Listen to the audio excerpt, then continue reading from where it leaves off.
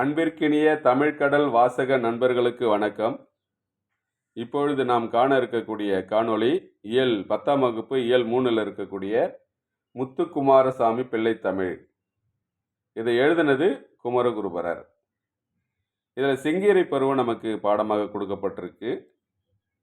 அதில் 8வது பாட்டு, செம்பொன் அடிச்சிறு கிண்கிணியோடு சிலம்பு கலந்தாட, திருவரை அரைஞான் அரைமணியோடு ஒளி திகழ்வரை வடமாட, பைம்பொன் அசும்பிய தொந்தியோடு சிறு பண்டி சரிந்தாட, பட்ட நுதற்பொலி பொட்டோடு வட்ட சுட்டி பதிந்தாட, கம்பி விதப்பொதி குண்டலமும் குழையும் காதும் அசைந்தாட, கட்டிய சூழியும் உச்சியும் உச்சி கதிர் முத்தொடும் ஆட, வம்பவள திரு மேனியுடன் ஆடுக செங்கீரை ஆடிட ஆடுக செங்கீரை, ஆதி வைத்திய நாதபுரி ஆடுக செங்கீரை. அதாவது வைத்தியநாதபுரியில் இருக்கக்கூடிய இறைவனை ஆடுக செங்கீரை அப்படின்னு சொல்லிட்டு இருக்காரு. செங்கீரைனா என்ன அப்படின்னு கொடுக்கப்பட்டிருக்கு. குழந்தை முட்டி போட்டுக்கிட்டு போகிறது தான் செங்கீரை அப்படின்னு சொல்லிட்டு இருக்கோம். அதில் முன்ன கைகளை வச்சுக்கிட்டு பின்னாடி முட்டி ஊனி அப்படியே ஆடிட்டு போவோம். இதில் தலை அசைஞ்சு ஆடிட்டு போவோம் இல்லைங்களா? அந்த தலை அசைந்து ஆடிட்டு போகக்கூடிய பருவத்தை தான் செங்கீரை பருவம்னு சொல்கிறோம். செங்கீரை கொடி காற்றில் ஆடுவது போன்று குழந்தையின் தலை 5 அல்லது 6வது மாதங்களில் மென்மையாக அசையுமா. அதாவது செங்கீரை கொடி மாதிரி தலை அசையும். அந்த பருவத்துக்கு தான் செங்கீரை பருவம் அப்படின்னு நம்ம சொல்கிறோம்.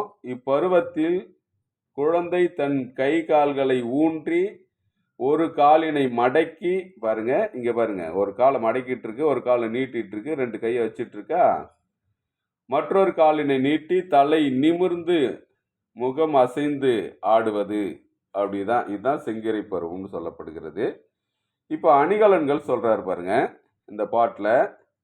அணிகலன்கள் சிலம்பு கிங்கிணி இதெல்லாம் காலில் அணியக்கூடியது, அரைஞான் இடையில் அணியக்கூடியது, நெற்றி அதாவது சுட்டி என்பது நெற்றியில் அணியக்கூடியது, அதாவது நெற்றி சுட்டினு அப்படின்னு நம்ம சொல்லுவோம்.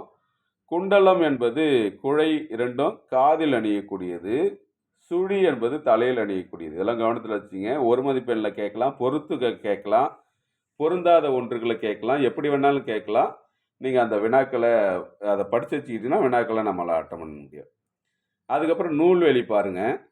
குமரகுருபரர் இயற்றிய முத்துக்குமாரசாமி பிள்ளை தமிழில் செங்கீரை பருவத்தில் 8வது பாடல் இங்கே பாடலாக கொடுக்கப்பட்டிருக்கு. இது 96 சிற்றிலக்கியங்களில் ஒன்று பிள்ளைத்தமிழ். இதில் இறைவனோ தலைவரோ அரசனையோ பாட்டுடை தலைவராக கொண்டு அவரை குழந்தையாக பாவித்து 10 பருவங்கள் அமைத்து பாடுவது இந்த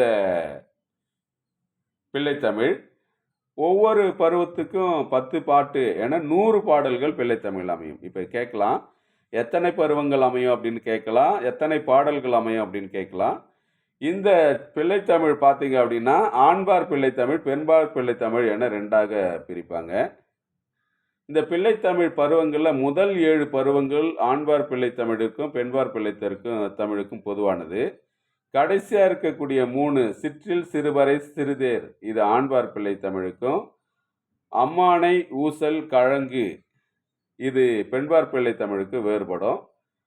இதை கவனத்தில் நம்ம வச்சுக்கணும். அதே மாதிரி குமரகுருபரரோட காலம் அப்படின்னு பார்த்தீங்கன்னா 17ஆம் நூற்றாண்டு. இவர் தமிழ், வடமொழி, இந்துஸ்தானி ஆகிய மொழிகளில் புலமை மிக்கவர். கந்தர் கலிவெண்பா, மீனாட்சி அம்மை பிள்ளைத்தமிழ், மதுரை கலம்பகம், அதுக்கப்புறம் சகலகலா வள்ளிமாலை, நீதிநெறி விளக்கம், திருவாரூர் மூனிக்கோவை ஆகிய நூல்களை எழுதியிருக்காரு. இதை கவனத்தை வச்சுங்க. அடுத்து சொல்லும் பொருளும் அப்படின்னா பண்டி அப்படின்னா வயிறு, அசும்பிய அப்படின்னா ஒலிக்கின்ற, உச்சி முச்சி இல்லை உச்சி, அதை உச்சி தான் தலை கொண்டை அப்படின்னு நம்ம சொல்கிறோம். இலக்கண குறிப்பு பார்க்குறோன்னா குண்டலமும் குழையும் காதும் இது எண்ணுமை, ஆடுக என்பது வேங்கோல் வினைமுற்று. அது மாதிரி பகுபத உறுப்பிலக்கணத்தை சொன்னோம் அப்படின்னா பதிந்து அப்படின்னா பதி அப்படின்னா பகுதி, இத்து சந்தி, அது இந்த மாறி போச்சு, இத்து இறந்த கால இடைநிலை, ஊ என்பது வினையச்ச விகுதி. இருபாலருக்கும் பொதுவான பருவங்கள் காப்பு, செங்கீரை, தாள், சப்பானி, முத்தம், வருகை, அம்புலி. ஆண்பார் பிள்ளை தமிழ் அப்படின்னா சிற்றில், சிறுபறை, சிறுதேர். பெண்பார் பிள்ளை தமிழுக்கு உரிய கடைசி 3 பருவங்கள் கழங்கு, அம்மானை, ஊசல். இதுல பாருங்க, முத்துக்குமாரசாமி பிள்ளைத்தமிழ் இயற்றிய நூல் குமரகுருபரர். அதாவது முத்துக்குமார பிள்ளைத்தமிழ் இயற்றியது யார் அப்படின்னா குமரகுருபரர். செங்கீரை பருவம் பிள்ளைத்தமிழில் எத்தனாவது பருவம் அப்படின்னா 2வது பருவம். குமரகுருபரரின் காலம் 17ஆம் நூற்றாண்டு. கீழ்கண்டவற்றுள் குமரகுருபரர் அறிந்திராத மொழி அப்படின்னா தமிழ், அதாவது தமிழ், வடமொழி, இந்துஸ்தானி இதெல்லாம் தெரியும். மலையாளம் என்பது அவருக்கு தெரியாத ஒன்று அப்படின்னு குறிப்பிடப்பட்டிருக்கு. கீழ்கண்டவற்றுள் குமரகுருபரர் இயற்றாத நூல் கந்தர் கலிவெம்பா எழுதியிருக்காரு, மதுரை கலம்பகம் எழுதியிருக்காரு, நீதி நெறி விளக்கு எழுதியிருக்காங்க. இரட்டனை கலம்பகம் அவர் எழுதலை, அது இரட்டனை நாராயண கவி என்பவர் எழுதிய அந்த நூல் அது. அதே போல மீனாட்சி அம்மை பிள்ளைத்தமிழ், சகலகலா வள்ளிமாலை, திருவாரூர் மும்மணிக்கோவை ஆகிய நூல்களை இயற்றியவர் குமரகுருபரர்.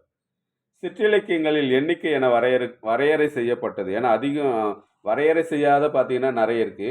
வரையறை செய்தது அப்படின்னு பார்த்தீங்கன்னா 96 தான். பிள்ளைத்தமிழில் இடம்பெற்ற பருவங்கள் 10. பொருத்தி விடை காண்க. அரைஞான், அரை அப்படின்னா இடுப்புல அணியக்கூடியது, சுட்டி அப்படின்னா தலையில் அணியக்கூடியது, நெற்றியில் அணியக்கூடியது, குண்டலம் என்பது காதில் அணியக்கூடியது, சுழி என்பது தலையில் அணியக்கூடியது. அதுபோல கீழ்கண்டவற்றில் பொருந்தாத ஒன்று சிற்றில், சிறுபறை, சிறுதேர் இதெல்லாம் ஆண்பார் பிள்ளைத்தமிழ், ஊசல் என்பது பெண்பார் பிள்ளைத்தமிழ். கீழ்கண்டவற்றுள் பொருந்தாத ஒன்று கழங்கு, அம்மானை, ஊசல் என்பது பெண்பார் பிள்ளைத்தமிழ், சிற்றில் என்பது ஆண்பார் பிள்ளைத்தமிழ். அதனால அதான் விடை. தமிழில் இருபாலருக்கும் பொதுவான பருவங்கள் என்ன அப்படின்னா 7. அதுல பிள்ளைத்தமிழில் இருபாலருக்கும் இடையே வேறுபடும் பருவம் 3. 7 பருவங்கள் 1 அப்படின்னா 3 பருவம் வித்தியாசம் வரும்.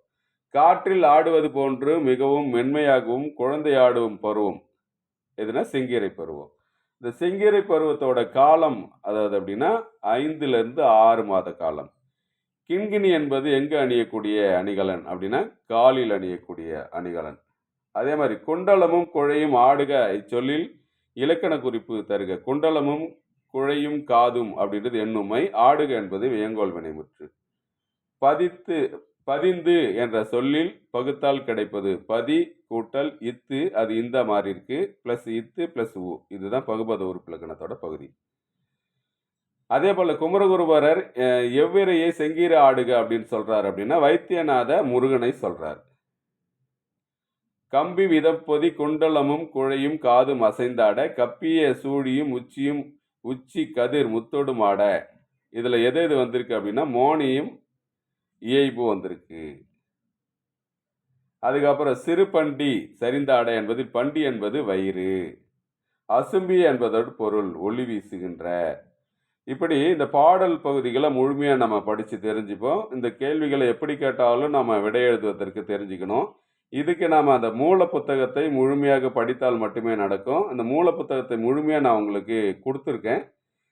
அதில் இருக்கிற செய்திகளை சாராம்சமாக கொடுத்துருக்கேன். அதனால் இந்த பகுதிகளை நாம் தெளிவாக படித்து தேர்வில் வெற்றி பெற வாழ்த்துக்கள். அடுத்த காணொளியில் சந்திப்போம். நன்றி, வணக்கம்.